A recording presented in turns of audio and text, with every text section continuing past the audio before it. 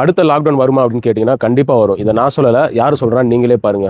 Another pandemic will come. We'll have to prepare for the next one. So first lockdown வந்து ஒரு test தான். மக்கள் எப்படி react பண்றாங்க, மக்கள் அந்த லாக்டவுனை எப்படி ஒபே பண்றாங்க, அந்த பேண்டமிக்கு எப்படி ரியாக்ட் பண்றாங்க, அவங்களோட ஃபியர் எப்படி ஒர்க் ஆகுது, இது எல்லாமே ஃபர்ஸ்ட் லாக்டவுன்ல ஆல்ரெடி டெஸ்ட் பண்ணி முடிச்சிட்டாங்க.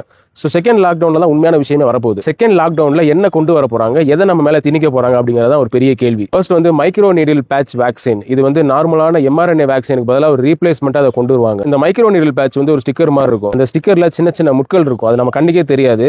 நம்ம டைரக்டா ஒரு ஸ்டிக்கர் மாதிரி நம்ம ஸ்கின்ல நம்ம ஒட்டிடுவோம். அதாவது அந்த முட்கள்ல இருக்கக்கூடிய அந்த கெமிக்கல் வந்து ஆட்டோமேட்டிக்காக நம்மளுடைய தோலுடைய மேற்பகுதியில் புகுந்து அது ஒரு இன்ஜெக்ஷன் மாதிரி நம்மளுடைய உடம்புல அது கலந்துரும். இதனால எந்த ஒரு வலியும் இருக்காது. சும்மா சாதாரணமாக ஒரு போகிற போக்கில் ஒரு உடம்புல ஒரு ஸ்டிக்கர் ஓட்டின மாதிரி இருக்கும். ஸோ நார்மலான mRNA வேக்சின்லாம் உங்களுக்கு வந்து ஒரு இன்ஜெக்ஷன் தேவை, அந்த லிக்விடை வந்து பிளேஸ் பண்ணுறதுக்கு ஒரு கோல்டான டெம்பரேச்சர் தேவை, அதை ஊசி போடுறதுக்குன்னு சொல்லிட்டு ஒரு நர்ஸ் தேவை.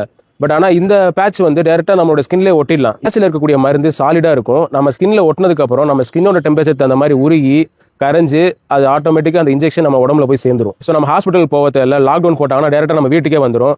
அந்த பேட்ச் எடுத்து நம்ம உடம்புல ஒட்டிக்கலாம். ரொம்ப கன்வீனியன்ட்டாக இருக்கல, ரொம்ப ஈஸியாக இருக்கல, ரொம்ப ஒரு இன்னோவேட்டிவாக இருக்கல.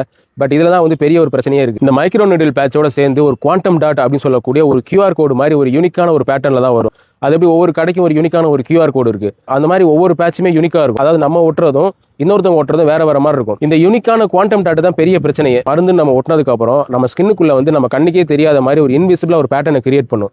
அந்த பேட்டர்ன் நம்ம பாடியிலே தான் இருக்கும். அது நம்ம கண்ணுக்கு தெரியாது.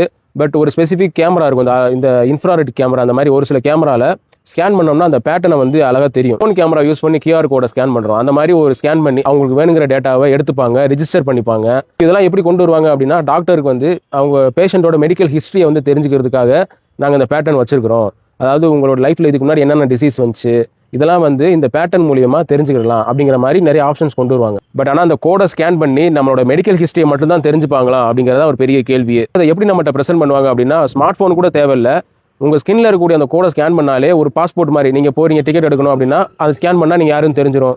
ஸோ இந்த மாதிரி தான் அவங்க வந்து ப்ரெசென்ட் பண்ணுவாங்க இந்த விஷயத்தை. ஆக்சுவலாக அது ரொம்ப இன்னோவேட்டிவான விஷயம். பட் ஆனால் அது யார் கட்டுப்படுத்துறா, யார் கையில் இருக்கு அப்படிங்கிறத பொறுத்து தான் இது மனிதனுக்கு தேவையான ஒரு விஷயமா இல்ல மனிதனுக்கு எதிரான விஷயமா அப்படிங்கறத நம்ம டிசைட் பண்ண முடியும். அந்த குவாண்டம் டாட் மூலியமா ஒரு ஸ்பெசிபிக் டிஎன்ஏவை ட்ராக் பண்ணலாம். அந்த டிஎன்ஏ சார்ந்தவங்களை ஐசோலேட் பண்ணி வைக்கலாம்.